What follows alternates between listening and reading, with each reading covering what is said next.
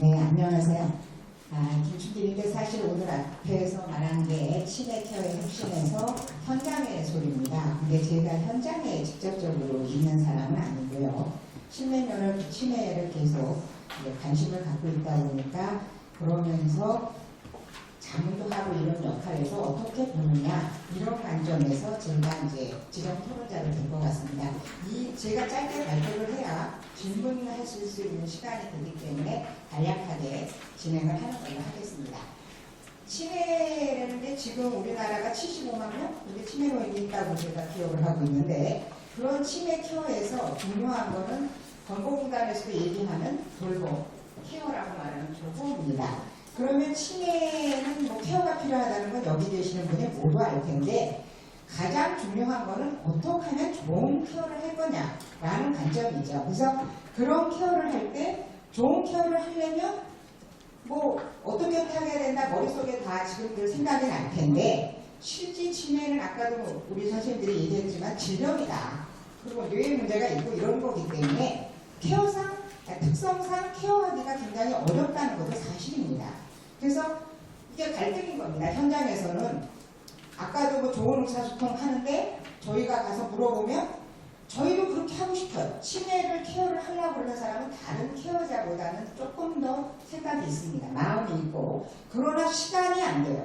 뭐가 없어요. 이렇게 말을 하는 상황에서 실제 좋은 케어를 수행하고 유지하는 건 쉬운 일이 아니고요. 그래서 오늘과 같은 컨퍼런스라든가 또 건보공단에서 아까 말하는 치매에 갖다 전담제로 해서 아예 그냥 전담실을 만들고 이렇게 하자는 방안들이 제시되는 것 같습니다. 그래서 그렇다면 실제 오늘 세 분의 연자님들이 현장에서 시설에서의 책임자는 어떻고 방문 요양에서는 통합 서비스를 어떻게 해야 된다, 주간보호센터에서도 문제점 이런 것들을 실제로 많이 제시했었습니다. 그럼 이제 요양시설에서는 지금 치매 전담제가 돼야 된다는 것은 굉장히 강조가 되고 필요성이 인지가 됐던 것 같아요. 그래서 2019년 8월 16일인가요? 저기 치매 많이 나오는 우리 뉴스 같은 데서 거기서 디멘시아 뉴스라는 데서 발표한다에 따르면 치매 전담제에 대해서 만족도가 얼마냐 하는 기관의 이용자들한테 물어본 겁니다. 그랬을 때 요양시설 쪽에서는 98%가 넘었어요.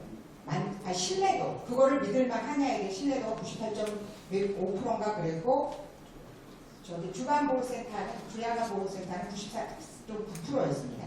그럼 만족도는 어떠냐 물어봤을 때 그 이용자 가족들이죠. 주로 보호자들이 시설 쪽에서는 95%가 또 넘었고요. 거기는 이쪽 주야간보호센터도 94.9%예요. 그래서 신뢰도나 만족도가 다 95%가 넘어서 해본 사람들은 믿을만하고 좋더라 이런 생각을 한 상황입니다. 그래서 해야 되겠다는 필요성들은 지금 아마 운영하시는 분들도 그렇고 받아본 사람들도 가족들이 물론 대답을 다 했지만 그렇게 해서 해야 되는데 실제로 했을 때 문제점은 지금 뭐 여러 가지로 나왔기 때문에 일일이 다 말하기 힘들 정도로 많은 거죠. 그래서 이거 넘어갔네요. 그래서 시설 쪽에서 이렇게 잘 하려면 어떻게 돼야 되느냐. 그러니까 실제로 굉장히 문제가 됐을 때 우선적으로 힘든 분이 문제가 뭐냐라고 했을 때 그 가족들의 부담이 늘어나는데 그걸 갖다 어떻게 이해시킬 거냐에 대한 문제라고 저분들 다 말씀을 하셨습니다. 그래서 또 한시적으로 지금 보조를 받는데 이게 끝나면 어떻게 될 거냐 이런 부분에 대해서 우리가 생각을 해야 된다라는 거죠. 그래서 여기서 제가 얘기하고 싶은 거는 우선 이런 필요성에 대한 인식 개선이 우리가 어떤 식으로 해도 잘 돼야 되지 않겠느냐 이런 부분입니다. 확대를 해야 된다 그러면 그런 부분이 이제 인식 개선이 돼서 보호자 측에서 또 이용자 측에서 그것을 원하는 방향으로 나가야 되지 않겠느냐 이렇게 보여지는 거고요. 또 한 가지는 교육이, 치매 전담 교육이 그렇게 문제라는 것이 계속 나왔습니다. 그랬을 때 사실 뭐 교육은 뭐 요양보호사 교육은 뭐 한두 가지 문제점이 아닌데 그런 상황에서 또 치매 전담 교육을 어떻게 할 거냐에 대해서 뭐 여러 가지 지역적인 특히 서울은 좀 난데 저도 뭐 강원도에 있지만 지방으로 갈수록 이 문제가 아까도 뭐 당진에서부터 뭐 어디까지 차를 타고 가야 되는 교육 상황 이런 상황에서 어떻게 하느냐에서 툴을 어떻게 구축할 거냐에 대한 문제. 그래서 지금 현재 재가를 하는 사람하고 시설을 하는 사람이 그 센터에 소속이 돼야만 교육을 받지 않습니까? 그럴 때 그것도 교차 교육도 안 되는 걸로 알고 있고 이런 여러 가지 문제점이 있는데 그 문제를 어떻게 풀어붙이고 할 거냐에 대한 그런 것에 대한 이제 우리가 모색이 필요하다고 생각을 합니다. 그래서 하루 이 교육은 문제니까 앞으로 뭐 등급을 다시 정해서 하자. 그러니까 치매 전담 교육을 받은 사람을 예전에 1급, 2급 막 이런 게 있듯이 뭘 어떻게 만들자 이런 것도 지금 이게 검토 중에는 있는데 어쨌든 교육을 치매 전담형에 맞게 교육을 현실화시킬 필요가 있다는 것을 제가 이제 생각을 했습니다. 세 번째 생각한 건 행정 지원 시스템이라고 말했던 아까 뭐 일단 지금 치매 전담제를 하면서 시설에도 있고 주야간 보호센터에도 할 수 있지만 공동 가정 생활약 거기도 할 수 있는데 거기는 거의 전무하거든요. 그래서 왜 못하냐고 제가 물어보니까 그거를 하면 더 마이너스래요. 공동 생활 가정국에서. 그래서 뭐 자기는 생각을 못합니다. 이렇게 얘기할 정도로. 그리고 또 한 가지 문제점은 거기서도 나온 거고 여기서도 이런 문제점 해결을 하려면 서류 절차라든가 행정 지원 시스템의 간소화 방안이 어떤 식으로도 이루어져야 된다라는 부분이죠. 아까 뭐 비용 계산을 하는 게 뭐 온종일 해도 될까 말까 전문가가 해야 된다든가 컴퓨터 입력이 그렇게 어려워서야 누가 하겠느냐 이런 부분입니다. 그래서 행정 지원 시스템에 대한 간소화 부분은 어떻게 할 거냐고요. 그리고 무엇보다도 이거를 확대시키려면 실제 운영하는 사람들이 어떤 실제적인 이득이 있다는 것을 보장을 받아야 하지 않겠느냐라는 거죠. 근데 지금 현 상황으로 봐서는 그런 게 불확실하다라는 점입니다. 그래서 그런 문제점들을 잘 생각을 해서 정말 지금 잘 되어 있는 케어의 질 향상을 위해서 다 만족도가 높은 이런 것들을 확대시키려면 어떻게 해야 되느냐라는 거죠. 그래서 여기서 문제점 몇 가지를 제가 얘기를 했는데 거기에서 대책 마련에서 굉장히 중요한 게 현장에서의 대안,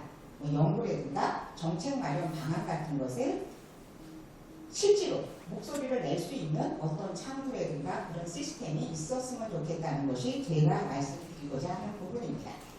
자, 두 번째 방문 요양 부분인데요. 방문 요양 부분은 지금 박영수 원장님께서 아주 뭐 상세하게 통합 재가 서비스 쪽의 방향으로 나가야 된다라는 부분을 얘기를 했습니다. 그런데 현재 문제점은 요양보호사를 단독 케어를 하고 가사 중심의 케어를 해서 건강관리 서비스는 부재 상태고 다양한 서비스 제공이 어려운 상황이다 이런 말씀을 해주셨습니다. 그런데 이제 실제로 이런 통합 재가 서비스를 하려면 방문 간호가 꼭 들어가야 되는데 현재 문제점은 뭡니까? 방문 간호는 간호사가 해야 되기 때문에 간호사가 없는 센터는 어떻게 할 거냐. 이 부분에 대한 부분이 굉장히 문제가 되고 또 이런 통합 재가 서비스를 하려면 필수 인력이 간호사와 복지사인데 이러한 부분도 정말 우리가 보다 보면 전부 다 체계적인 관리 방향으로 자질 향상이 되어 있느냐라는 부분도 우리가 검토를 해야 된다고 생각을 합니다. 그래서 어떻게 평가를 할 것이냐에 대한 부분까지 처음부터 다 검토가 되면서 시행착오를 줄일 수 있는 방안 모색이 됐으면 좋겠다는 생각입니다. 그래서 사례 관리를 결국 하는 것이 맞춤형 돌봄 서비스에서 필요할 수밖에 없죠. 치매는 개별적인 케어를 해야 되기 때문에 사례 관리를 해야 되는데 그러면서 제가 하나 생각한 거는 어떤 매뉴얼 같은 것이 개발이 돼야 된다. 그럴 때 이제 요양보호사도 볼 수 있는 매뉴얼은 따로 있어야 되고 여러 가지 그 직종별 매뉴얼도 있어야 되고 그런 매뉴얼이 체계적으로 접수에서부터 평가까지 단계별로 정말 실용력 있게 개발이 되어야 되는데 이제 문제점은 요양보호사들도 굉장히 사람들이 차별화가 많이 심하기 때문에 그런 사람들이 쉽게 그것을 보고 표준화해서 할 수 있는 수준의 매뉴얼 개발이 되는 것이 어떻겠나 하는 생각을 했습니다. 세 번째로 얘기하는 부분은 이제 주간보호센터를 우리 임 교수님이 자세하게 말씀을 해줬습니다. 주간보호센터라는 건 잘 알다시피 지금 국가에서 치매 책임제를 하다 보니까 될 수 있으면 지역사회 베이스도 가정에서 치매 어르신들을 많이 머물게 하면서 치매 어르신들의 행복을 보장하자라는 뜻인데 그런 취지에서 본다면 여기에 있듯이 주간보호센터의 목적인 뭐 환자 요구 충족, 그들의 힘, 능력, 독립성을 뒷받침하는 것이 주간보호센터이기 때문에 여기서 맞춤형 프로그램 제공을 하고 그것을 개인별 특성에 맞춰서 해준다고 하면 제일 좋지 않겠느냐라는 생각입니다. 그래서 이런 것들이 실제로 하려면 이것도 이제 치매 전담제로 하는 게 좋겠다라는 걸로 해서 지금 2010 것을 이제 우리가 샘플로 봤습니다. 그런데 실제로 인천시만 해도 뭐 10년의 그런 경력 노하우가 있다고 했는데 만약 이런 주간보호센터가 뭐 지금 현재 제일 책임제를 많이 전담제를 하는 게 시설이죠. 그나마도 시설이 제일 많고 그 다음 주간보호센터고 공동생활양식 거기를 뭐 거의 없는 상태로 우리나라가 되어 있는데 주간보호센터는 실제로 이제 우리가 현재 장기요양 보험제도가 생기면서 이게 뒷받침이 되다 보니까 주야간 보호센터가 장기요양 시설 중에서 제일 많이 늘어난 거로 지금 보고가 되고 있습니다.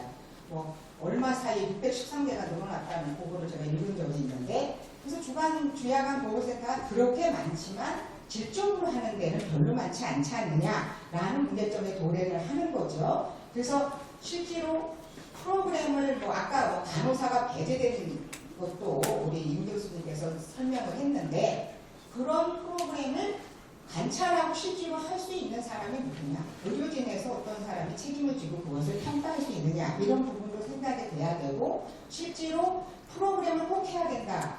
책임제에서는 우리가 치매 전담형에서 꼭 프로그램을 해야 된다는 것이 필수 조건이라면 지방 같은 데서도 이런 거를 했을 때 어떻게 전문성과 다양성을 갖춘 전문인들을 우리가 진짜 픽업을 해서 유지시킬 거냐라는 부분을 검토를 해야 된다고 생각을 합니다. 그래서 풀로 할 건지 어떤 방식으로 할 건지에 대해서 이야기가 좀 돼서 실제적인 것 그런 것을 결정할 때도 일부 사람들에 의해서 되는 것이 아니라 뭐 한국심의협회 같은 데는 뭐 이미 잘 알다시피 여러 번 굉장히 오랫동안 교육을 해왔던 데인데 그런데 뭐 개인적으로 있기 때문에 안 된다 이런 차원이 아니라 전문 직종에 있는 단체도 좋고 또 전문인들도 영입을 해서 결정이 되어야 된다고 생각을 합니다.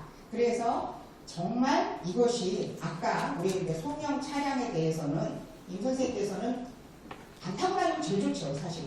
근데 우리나라 현실에서 또 이용자들의 얘기는 가족들의 얘기는 자기가 선택해서 가고 싶다는 거예요.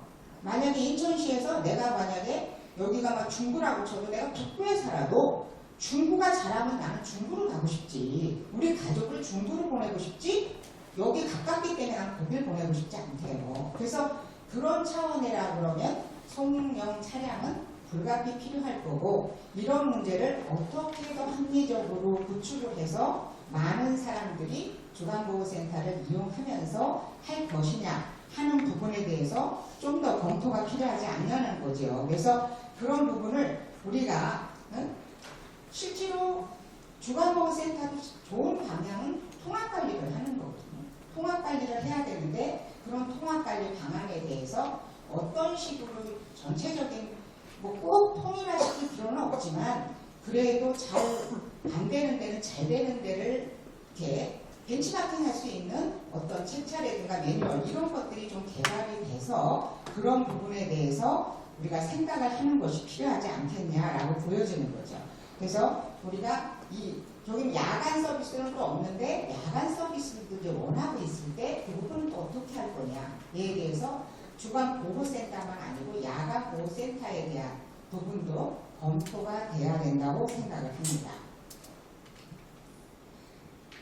자, 그래서 지금 이제 여기 말고서 얘기를 마지막으로 본다면 인천시에서 지금 휴머니티즈를 하나 방법으로 오늘의 주제인 치매 케어의 혁신 방향으로 인간중심 케어에서 하나의 방안으로 제시했다는 것은 제가 굉장히 보면서 좋았다는 느낌이 들었습니다. 그래서 사람 중심 케어에서 일 방안으로 휴머니티드를 쓰면 좋겠다라는 생각을 했고요. 그래서 뭐 아까도 설명이 됐지만 휴머니티드에서는 케어의 4가지 기법을 강조하고 있죠. 그래서 보고, 말하고, 만지고, 성어입니다.